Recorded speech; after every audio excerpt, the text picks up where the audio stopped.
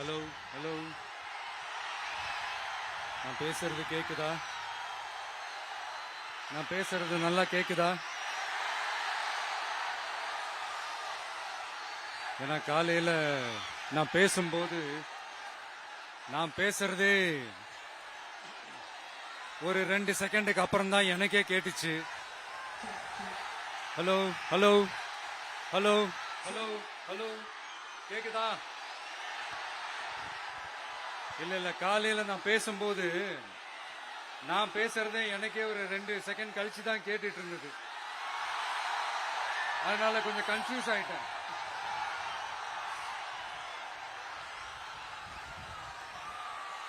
Okay, முதல்ல police டிபார்ட்மெண்ட்டுக்கு என்னுடைய மனமார்ந்த நன்றிகள். அவங்க இல்லனா அந்த பைபாஸ்ல இருந்து இந்த ஸ்பாட்டுக்கு என்னால வந்திருக்க முடியுமான்னு எனக்கே தெரியல. So once again, thank you so much.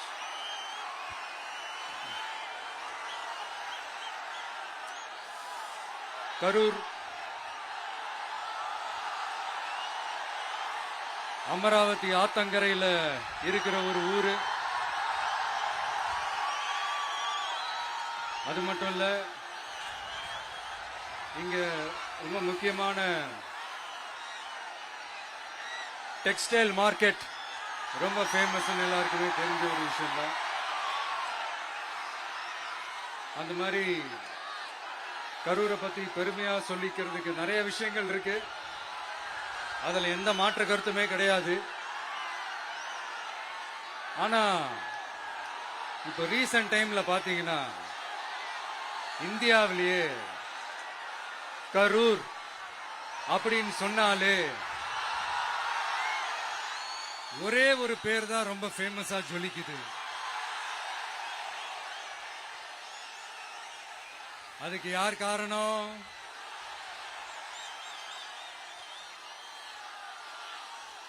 யார் காரணம்னு உங்களுக்கு தான் தெரியுமே. சரி, அதை பத்தி கொஞ்சம் அப்புறமா பேசுவோம். இப்ப நம்ம கரூர் மாவட்டத்தில் இந்த வாக்குறுதிகள்லாம் கொடுத்தாங்கல்ல, அது செய்வோம் இது செய்வோம் எல்லாம் சொன்னாங்கல்ல, அது ஒரு சின்ன லிஸ்ட் தான். அதை ஃபர்ஸ்ட் பார்த்துடலாம்.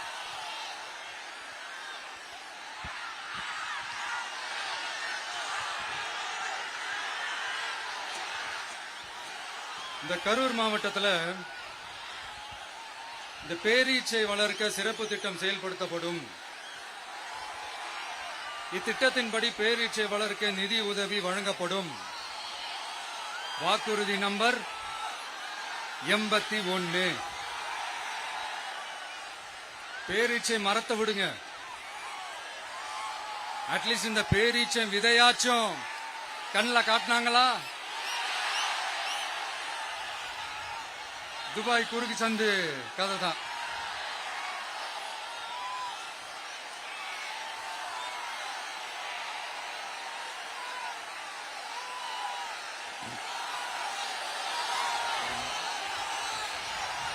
போறீங்களா?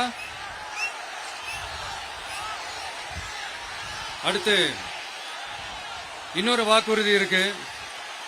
கரூர் விமான நிலையம் அமைக்க நடவடிக்கை எடுக்கப்படும்னு வாக்குறுதி நம்பர் 448. ஆட்சியே முடிய போகுது. 4.5 வருஷம் முடிஞ்சிருச்சு. இப்ப போய் ஒன்றிய அரசு கிட்ட அமைச்சர் போய் கோரிக்கை வைக்கிறாரு. என்னன்னு? ஏர்போர்ட் கட்டணும். ஐயா அமைச்சரே, இதுதான் உங்க டக்கா?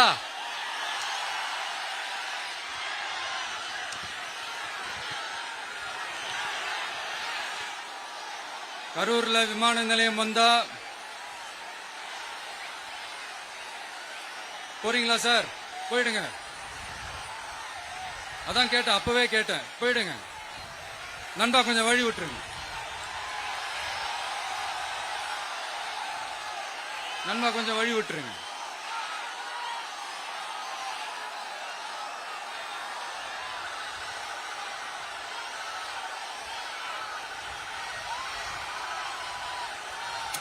கொஞ்சம் கொஞ்சம் வழி விட்டுருங்க. போயிட்டு போயிடுங்க.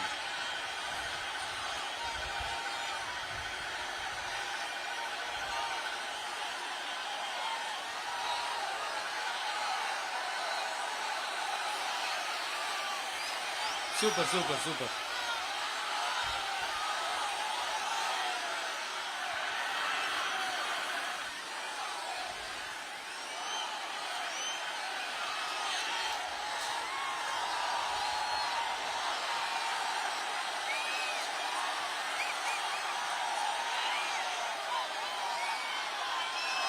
என்னப்பா ஆம்புலன்ஸ்ல நம்ம கொடி இருக்குது?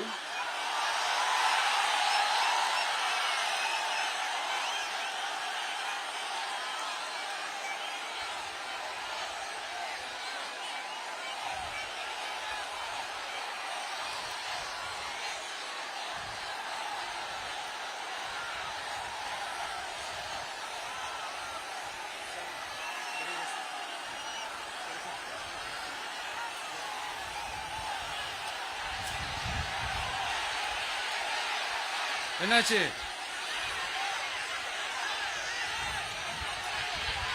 தண்ணி கொடுங்க. தண்ணி பாட்டில் கொடு. தண்ணி பாட்டில் கொடு.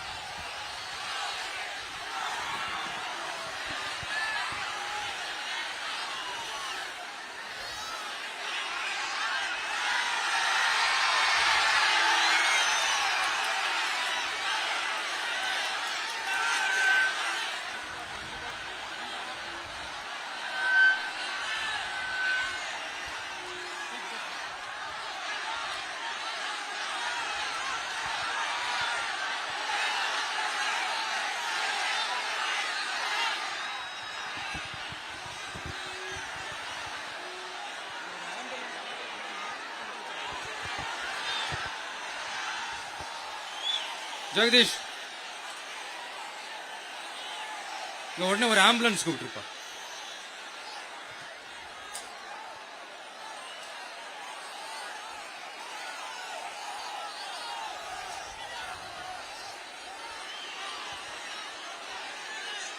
என்ன சொல்றான்?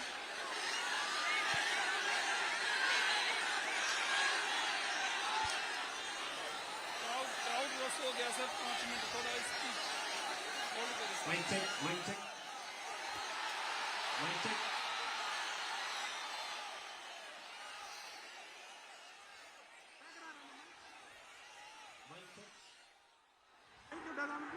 வருதா? எப்படி போறது?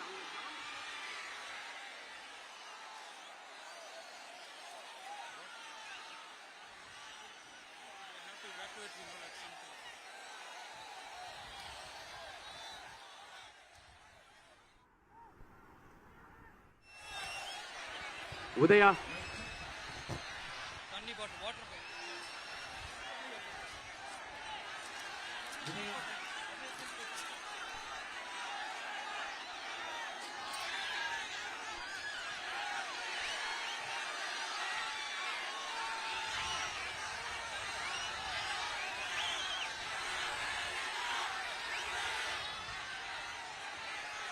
Mic check, mic check.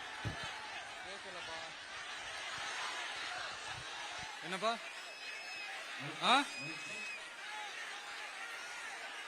Coming coming coming.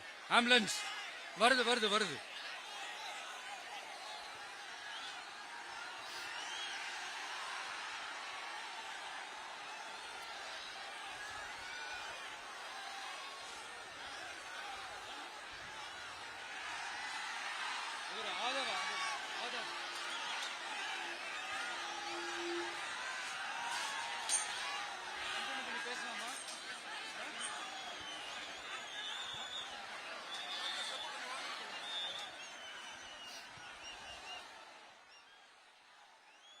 Doctor பிரபு பக்கத்துல வாங்க.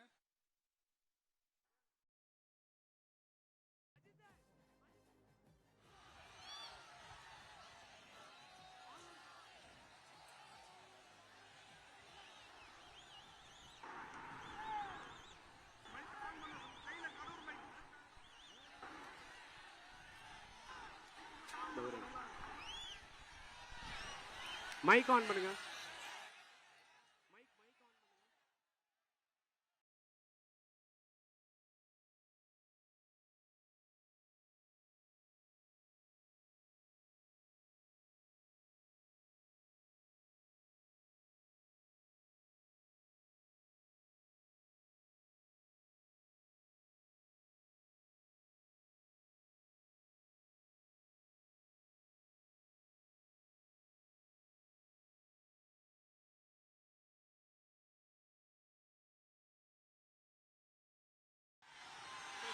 பேசுறேன். சரி, ஓகே, கண்டினியூ பண்ணவா பேசுறது? நான் அந்த ஏர்போர்ட் கட்டுறதை பத்தி சொன்னேன் இல்லைங்களா? அது இங்க கட்டின அந்த ஜவுளி தொழில்லாம் ரொம்ப நல்லா டெவலப் ஆகுன்றது உண்மையான விஷயம்தான். But at the same time இந்த பரந்தூர் மாதிரியே இந்த மக்கள் பாதிக்காத வண்ணம் அந்த இடங்களா பார்த்து அந்த ஏர்போர்ட் கட்டினா இன்னும் நல்லா இருக்கும். அப்புறம் நம்ம கரூர் பிரச்சனைக்கு வருவோம். இந்த மணல் கொள்ளை தாங்க கரூரோட தீராத தலைவலி. மணல் கொள்ளை கரூரை வறண்ட மாவட்டமாக்கிட்டது மட்டும் இல்லாம சட்டவிரோத கல் குவாரிகள் கரூரின் கனிம வளத்தை அழிச்சுக்கிட்டு இருக்கு. இதுக்கு காரணம் யாரு? சிஎம் சார் 11 மணிக்கு பதவி ஏத்துக்கிட்டா 11:05 மணல் கொள்ளை அடிக்கலாம்னு ஓபனா சொன்னவங்க தானே உங்க ஆளுங்க. 2026 மணல் கொள்ளை அடிக்கிறவங்க கிட்ட இருந்து அதுல வர்ற பணத்தை வச்சு தமிழ்நாட்டு மக்களை விலைக்கு வாங்கிடலாம்னு கனவு காண்றவங்க கிட்ட இருந்து நம்ம காவிரி தாய்க்கும் கரூருக்கும் விடுதலை வேண்டுமா வேண்டாமா? கிடைக்கும், கவலைப்படாதீங்க. தமிழ்நாட்டின் 3வது பெரிய ஏரி இங்க இருக்கிற பஞ்சப்பட்டி ஏரி. அதோட பரப்பு 1000 ஏக்கருக்கு மேல. அந்த ஏரி நல்லா இருந்தா விவசாயம் செழிப்பா இருக்கும். விவசாயம் செழிப்பா இருந்தா மொத்தமா பல லட்சம் குடும்பம் சந்தோஷமா இருக்கும். ஆனா பல வருஷமா அது சீரமைக்காம அதுக்கு தண்ணி வர்ற வழிகளை சரி செய்யாம போட்டு வச்சிருக்கிறாங்க இந்த ஆட்சி செய்யறவங்க. நம்ம ஆட்சி, அதாவது உங்க ஆட்சி வரும் அன்னைக்கு இந்த பஞ்சப்பட்டி ஏரிக்கு உயிர் வரும். உங்க முகத்தில் நிம்மதி, சந்தோஷம் எல்லாம் திரும்ப வரும். ஜவுளி தொழில் கரூர் நகரை வளர்த்தெடுக்குது. இருந்தாலும் மக்கள் பாதிக்காத வண்ணம் ஜவுளி தொழிற்சாலைகள் இருந்து வெளியேறிய கழிவுகளை சுத்திகரிக்க அறிவியல் பூர்வமான நடவடிக்கைகள் எந்த அரசும் எடுக்கவே இல்லை என்ற கவலை மக்கள் கிட்ட இருக்கு. இதை தீர்க்கக்கூடிய பிரச்சனைகள் எல்லாம் அலசி ஆராய்ந்து உண்மையாகவே நாம அவற்றை முன்னெடுப்போம். இப்ப நான் ஒரு விஷயத்தை பத்தி முன்னாடியே பேசலாம்னு சொன்னேன்ல, இப்ப அந்த விஷயத்துக்கு வருவோம். இப்போ கரூர்ல வழி விட்டுருங்க அகைன். அப்ப நம்ம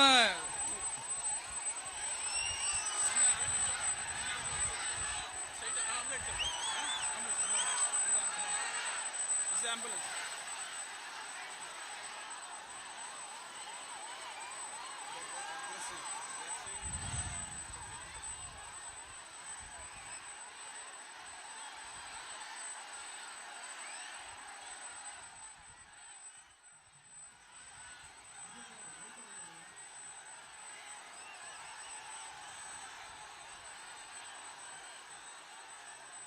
கொஞ்சம் வழி விட்டுருங்க நண்பா, ப்ளீஸ் ப்ளீஸ் ப்ளீஸ், கொஞ்சம் வழி விட்டுருங்க.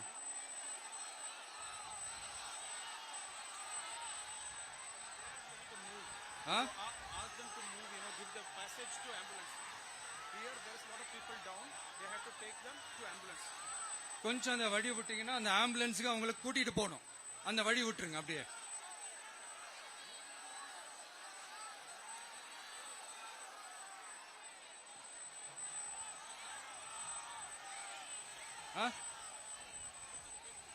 ஓகே.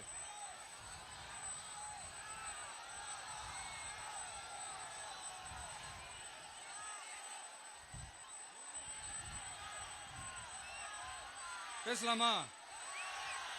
கண்டினியூ பண்ணலாமா?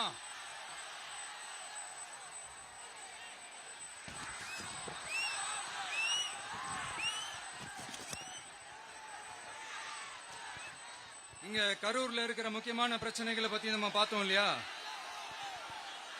இன்னொரு முக்கியமான பிரச்சனைக்கு காரணமா இருக்கிற ஒருத்தரை பத்தி நம்ம பேசாம போனா நல்லாவா இருக்கும்? கரூர் வரைக்கும் வந்துட்டு அவரை பத்தி பேசாம போனா நல்லா இருக்குமா? நல்லா இருக்காதுல? எதுக்கு சுத்தி வளைச்சுக்கிட்டு ஸ்ட்ரைட்டா விஷயத்துக்கே வருவோம்.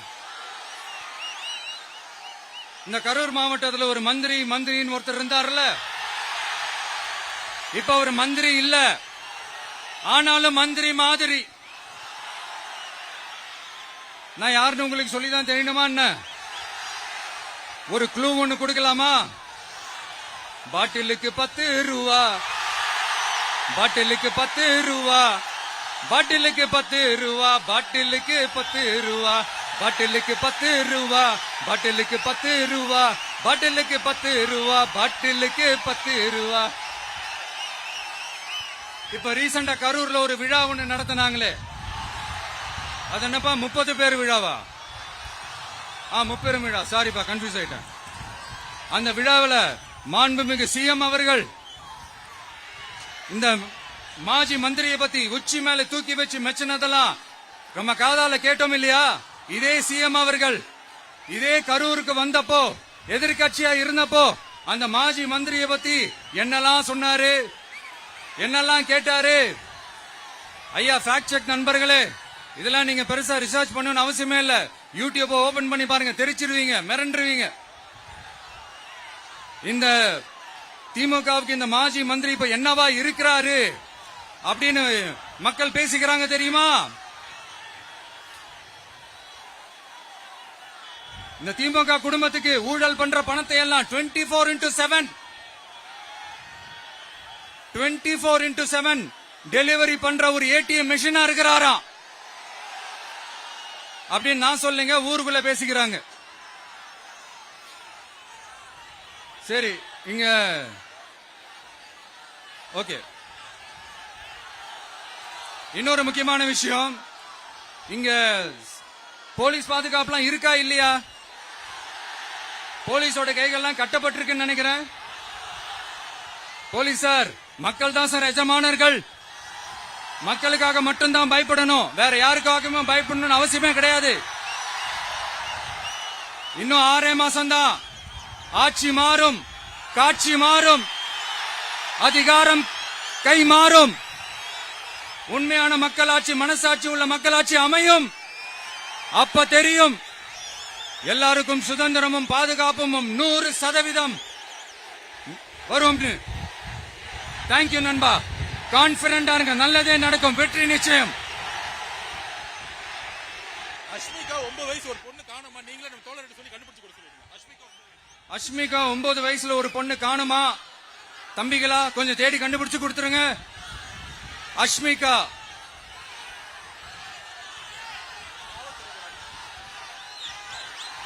Police sir, please sir, please help sir, please. Thank you நண்பா, தேங்க்யூ.